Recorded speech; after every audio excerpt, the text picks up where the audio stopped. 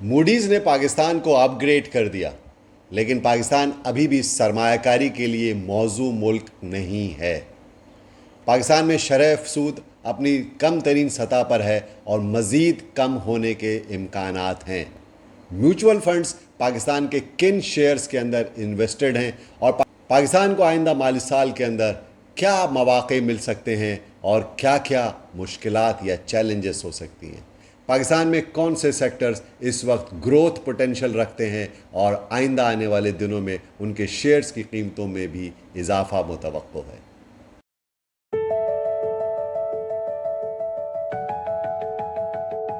अस्सलाम वालेकुम, मैं हूं शकील अनवर कमाल और हाजिर खिदमत हूं आपके सामने स्टॉक मार्केट का वीकली राउंड अप लेकर के। जैसा कि आप जानते हैं कि मार्केट अपने टॉप लेवल पर है, इस वक्त अपने 1,48,000 पॉइंट्स का पीक बना चुकी है मार्केट, और इस अगस्त के महीने में ही मार्केट ने अपना पीक बनाया है, जो कि जश्न आज़ादी का महीना है। और इसके साथ साथ मार्केट के जो फंडामेंटल्स हैं वो भी बहुत ज़्यादा इंटैक्ट और स्ट्रॉन्ग नज़र आ रहे हैं। आइए एक जायज़ा लेते हैं पाकिस्तान को क्या चांसेस हैं इस वक्त स्टॉक मार्केट के अंदर और पाकिस्तान की इकॉनमी में फ्लरिश करने के, और इंडेक्स को कहाँ तक जाने के इम्कानात हैं। लेकिन साथ साथ चैलेंजेस का क्या क्या दरपेश हैं इस मार्केट को और पाकिस्तान की मईशत को, इसका भी एक छोटा सा जायज़ा लेने की कोशिश करेंगे। मेरी वीडियो में बने रहिएगा और आखिर तक ज़रूर देखिएगा। गुज़िश्ता हफ्ते पाकिस्तान के लिए एक बड़ी ही खुशखबरी थी कि पाकिस्तान की रेटिंग्स को इम्प्रूव किया है मूडीज़ ने, और पाकिस्तान को अब डिफ़ॉल्ट के ख़तरे में जो मुल्क था उसको डिफ़ॉल्ट के ख़तरे से निकलने का इंदिया दिया है मूडीज़ ने अपनी रेटिंग इम्प्रूव करके। लेकिन जो चैलेंज है वो ये है कि अभी भी पाकिस्तान की सरमायाकारी के लिए मौजू तरीन मुल्क नहीं है। इसीलिए गुज़िश्ता एक साल से हम देख रहे हैं कि पाकिस्तान स्टॉक मार्केट बढ़ती भी जा रही है, लेकिन फॉरेन फंड्स कंटिन्यूअस सेल कर रहे हैं और वो अपने पोर्टफोलियो से फारिग हो रहे हैं। मार्केट के अंदर जो सबसे अच्छी बात है वो ये है कि म्यूचुअल फंड्स इस वक्त बहुत एक्टिव हैं और पाकिस्तान के शरह सूद में नुमायां कमी होती जा रही है, जिसकी वजह से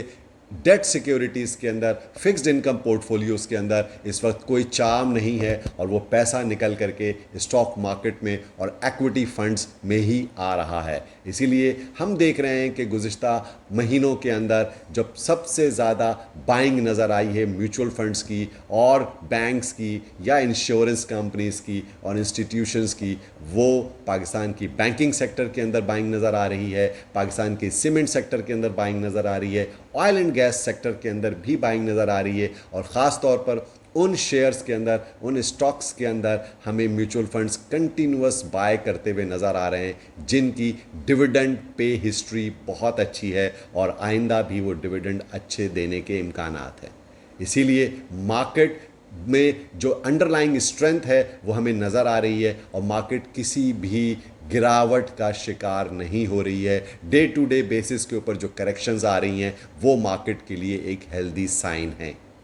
ओवरऑल अगर मईशत का जायज़ा लें तो पाकिस्तान के करंट अकाउंट सरप्लस में, साथ पाकिस्तान के जो मैक्रो इकोनॉमिक इंडिकेटर्स हैं वो पॉजिटिव होते हुए नज़र आ रहे हैं। इंटरनेशनल रेटिंग एजेंसीज़ पाकिस्तान को स्टेबल करार दे रही हैं और गुज़िश्ता साल ही आपने देखा कि फिच ने भी पाकिस्तान की रेटिंग्स को इम्प्रूव किया, S&P ने पाकिस्तान की रेटिंग्स को इम्प्रूव किया और अब मूडीज़ ने भी पाकिस्तान की रेटिंग्स को स्टेबल करार दे रहे हैं, और ये इंदिया दे रहे हैं कि पाकिस्तान की मईशत दुरुस्त सिमत की तरफ जा रही है। लेकिन क्या वाकई ऐसा है? गुज़िश्ता दिनों हमने देखा कि पाकिस्तान के अंदर जश्न आज़ादी का जो जश्न बपा था उसमें सरकारी इश्तहारात की भरमार थी। हुकूमत अगर सही स्टेप्स ले रही है तो अपने अखराजात पर कंट्रोल करना भी उसके लिए लाजिम है, क्योंकि पाकिस्तान के ऊपर डेट बर्डन बढ़ता चला जा रहा है। इंटरनल और एक्सटर्नल लोन्स पाकिस्तान के ऊपर बहुत ज़्यादा हैं जिसकी अदायगियाँ पाकिस्तान को सूद के साथ करनी हैं। इस बुनियाद पर पाकिस्तान की मईशत को अभी बहुत सारे चैलेंजेस का सामना है, और उसमें जो सबसे बड़ा चैलेंज है वो है बढ़ती हुई तवानाई की कीमतें। पाकिस्तान में कॉस्ट ऑफ डूइंग बिज़नेस ज़्यादा है, पाकिस्तान में मैन्युफैक्चरिंग कॉस्ट ज़्यादा है। हालांकि पाकिस्तान को जो सबसे ज़्यादा फ़ायदा अभी यूएस की टैरिफ पॉलिसी से मिला है कि 19% पाकिस्तान के ऊपर टैरिफ कर दिया गया है, جبکہ پڑوسی ممالک کے اندر ٹیرف ہم سے زیادہ ہے اور بھارت کے اوپر تو 50% اضافی ٹیرف کا اعلان کیا گیا ہے، جس کا ایڈوانٹیج پاکستان اسی صورت میں لے سکتا ہے کہ جب پاکستان ایکسپورٹس میں اپنی نمایاں کارکردگی دکھائے اور پاکستان مینوفیکچرنگ کنسرنز کے اندر بہت زیادہ پروڈکٹیوٹی دکھانے کی ضرورت ہے، تبھی ہم اپنی ایکسپورٹس کو امپروو کر سکیں گے اور پاکستان میں ڈالرز کی آمد ہو سکے۔ ہاں، ایک اچھی بات یہ ہے کہ پاکستان میں ریکارڈ ریمیٹنسز ہو رہی ہیں اور پاکستان میں جو بیرون ملک مقیم پاکستانیوں کی طرف سے ورکرز ریمیٹنسز آ رہی ہیں اس میں مستقل اضافہ دیکھنے میں آ رہا ہے، جو کہ ایک پازیٹیو سائن ہے۔ پاکستان میں پولیٹیکل اسٹیبلٹی ایک بہت اہم فیکٹر ہے جو گزشتہ چند سالوں سے ہمیں محسوس ہو رہی ہے، لیکن کیا یہ پولیٹیکل اسٹیبلٹی برقرار رہ سکے گی؟ کیونکہ نومبر میں چیف صاحب کی ایکسٹینشن یا ریٹائرمنٹ ایک سوالیہ نشان ہے۔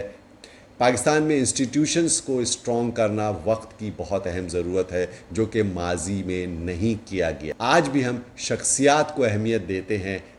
انسٹیٹیوشنز کو اہمیت نہیں دیتے۔ اگر انسٹیٹیوشنز اسٹرانگ ہوں گے، جمہوری ادارے مضبوط ہوں گے تو پاکستان کی ترقی کی راہ میں کوئی بھی رکاوٹ مشکل نہیں رہے گی۔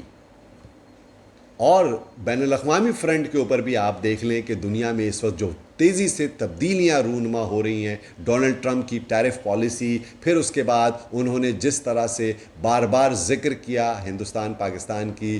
وار کو روکنے کا، اور خاص طور پر پاکستان کی بہت پریز کیا اور انڈیا کو بہت زیادہ اس وقت وہ پریشر میں لیے ہوئے ہیں، یہ ساری باتیں پاکستان کے لیے تو بہت پازیٹیو ہیں۔ ساتھ ساتھ لیٹسٹ الاسکا میں پیوٹن اور ٹرمپ کی جو ملاقات ہوئی ہے وہ ایک بہت بڑی سنگ میل ثابت ہو سکتی ہے۔ اگر یوکرین رشیا وار آئندہ آنے والے مہینوں میں رکنے کے امکانات ہو جاتے ہیں تو اس کا فائدہ پاکستان کو بھی ہوگا۔ اگر انٹرنیشنل کروڈ کی پرائسز کم ہوں گی، گیسولین کی پرائسز کم ہوں گی تو پاکستان کا جو امپورٹ بل ہے وہ بھی شرنک ہوگا، جس سے پاکستان کی معاشی بہتری کے امکانات بڑھ جائیں گے۔ اور پاکستان میں اگر انفلیشن کم ہوگا تو لامحالہ انٹرسٹ ریٹ میں بھی کمی آئے گی اور عوام کو بھی اس کے ثمرات کچھ مل سکیں گے۔ اب آئیے ڈسکس کر لیتے ہیں شارٹلی تھوڑا اسٹاک مارکیٹ کی کارکردگی کے اوپر۔ اسٹاک مارکیٹ بار بار آپ دیکھ رہے ہیں 147,000 کے اوپر جاتا ہے، لیکن وہاں پر ریزسٹنس آ جاتی ہے اور سیلنگ پریشر آ جاتا ہے، کیونکہ بہت سارے جو ہیوی ویٹس ہیں جو کہ انڈیکس میں جن کا ویٹ ہے ان کی قیمتوں میں بہت اضافہ ہو چکا ہے، وہ ذرا بڑھتے ہیں تو وہاں مارکیٹ کے اندر سیلنگ پریشر ایمیننٹ ہو جاتا ہے۔ لیکن مارکیٹ کے اندر اس وقت جو گروتھ پوٹینشیل ہے وہ ہے اسٹیل سیکٹر کے اندر، خاص طور پر Ayesha steel, Mughal steel, international steel کے اندر مجھے بہت اچھا پوٹینشیل نظر آ رہا ہے، اور آئندہ آنے والے مہینوں کے اندر ان کی پروفیٹیبلٹی بھی امپروو ہوگی اور ان کی شیئر کی قیمتوں کے اندر بھی اضافہ متوقع ہے۔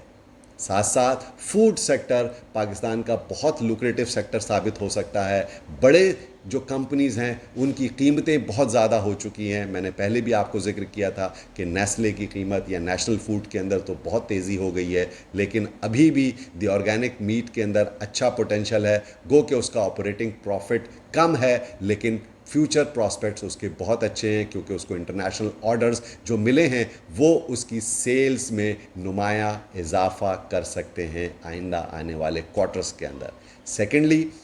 فوجی فوڈ کے اندر اچھا پوٹینشیل نظر آ رہا ہے اور فوجی فوڈ بھی اس وقت لو پرائس کے اوپر ٹریڈ ہو رہا ہے۔ یونٹی فوڈ بھی ایک اچھا اسٹاک ثابت ہو سکتا ہے اور آئندہ آنے والے مہینوں کے اندر ہم اس کے اندر بھی ایک اچھا پوٹینشیل دیکھتے ہیں۔ پاکستان کے اندر جو کیمیکل اور اپلائنسز کی کمپنیز ہیں ان میں بھی اچھا پوٹینشیل ہے، جس میں ہمیں دیکھنا پڑے گا کہ کس کی ارننگ سسٹینیبل ہے اور کس کا بزنس ماڈل زیادہ بہتر ہے۔ اس حوالے سے آپ اسٹاک مارکیٹ کی مینٹورنگ کے لیے، اور اگر آپ کو اسٹاک مارکیٹ میں انویسٹ کرنے کے طریقہ کار کو جاننا ہے تو آپ میرے کورس میں بھی شامل ہو سکتے ہیں اور میرے دیے ہوئے نمبروں پر مجھ سے رابطہ کر سکتے ہیں۔